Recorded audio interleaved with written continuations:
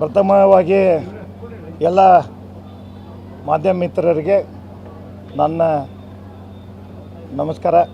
ಅದರ ಜೊತೆಗೆ ನನ್ನ ಕುಟುಂಬದ ವತಿಯಿಂದ ಕೂಡ ಅವ್ರಿಗೆ ನಮಸ್ಕಾರ ಸಲ್ಲಿಸ್ತೀನಿ. ಈಗಾಗಲೇ ಸರ್ಕಾರ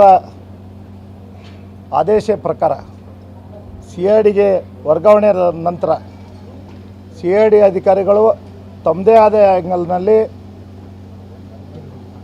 ಆ ಒಂದು ತನಿಖೆ ಅಧಿಕಾರಿಗಳು ಹಾಗೂ ರಾಜ್ಯದ ADGP ಸಾಹೇಬರು, ಉನ್ನತ ಅಧಿಕಾರಿಗಳು ನಮ್ಮ ಈ ಕೇಸನ್ನು ಭೇದಲಿಸಲಿಕ್ಕೆ ಹುಬ್ಬಳ್ಳಿ ನಗರದಲ್ಲಿ ಅನೇಕ ಕಡೆ ಬಂದು ಆ ಒಂದು ಆರೋಪಿನ ಕರ್ಕೊಂಡು ಅವ್ರಿಗೇನು ಬೇಕಾಗಿತ್ತು ಎಲ್ಲ ಮಾಹಿತಿಯನ್ನು ಕಲೆ ಹಾಕಿ ಮೊದಲೇ ಪ್ರಪ್ರಥಮವಾಗಿ ಫೈಲ್ ತೊಗೊಂಡ್ವಿ.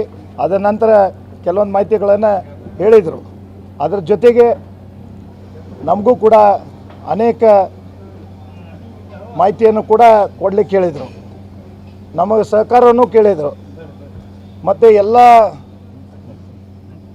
ಆ್ಯಂಗಲ್ದಲ್ಲಿ ನಾವು ಕಂಪ್ಲೀಟ್ಲಿ ತನಿಖೆ ಮಾಡ್ತಾಯಿದ್ದೇವೆ, ನಿಮ್ಮ ಕುಟುಂಬದ ಸಹಕಾರ ಬೇಕು ಅನ್ನೋ ಮಾತು ADGP ಸಾಹೇಬರು ಮತ್ತು ಇನ್ವೆಸ್ಟಿಗೇಷನ್ ಆಫೀಸರು ವೆಂಕಟೇಶ್ ಸಾಹೇಬರು ಕೂಡ ಬಂದಿದ್ದರು.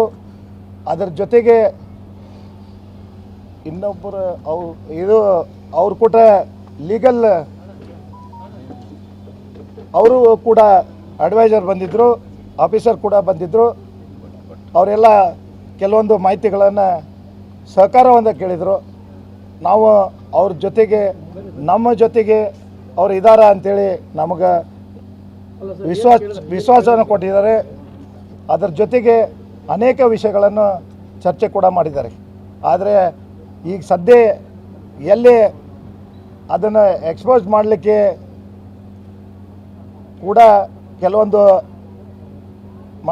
ರಿಕ್ವೆಸ್ಟನ್ನು ಕೂಡ ಮಾಡಿದ್ದಾರೆ. ಅದಕ್ಕೆ ತಾವು ಈ ಒಂದು ಪ್ರಶ್ನೆಗೆ ನಾನು ಒಮ್ಮೆ ಎಲ್ಲ ಮಾಧ್ಯಮ ಮಿತ್ರರಿಗೆ ವಿನಂತಿ ಮಾಡ್ತೀನಿ, ಎಲ್ಲ ಕೂಡ ಒಮ್ಮೆ ನಾನು ಪ್ರೆಸ್ ಮೀಟನ್ನು ಕರೆದು ನನಗೂ ಕೂಡ ಅವರು ವರದಿಯನ್ನು ಕೊಟ್ಟಾಗ ಅದನ್ನು ಹೇಳ್ತೇನೆ ಅಂಥೇಳಿ ನಾನು ಪ್ರೆಸ್ ಮೀಟ್ ಮಾಡಿ ಹೇಳ್ತೇನೆ ಅಂತ ವಿನಂತಿ ಮಾಡ್ತೇನೆ.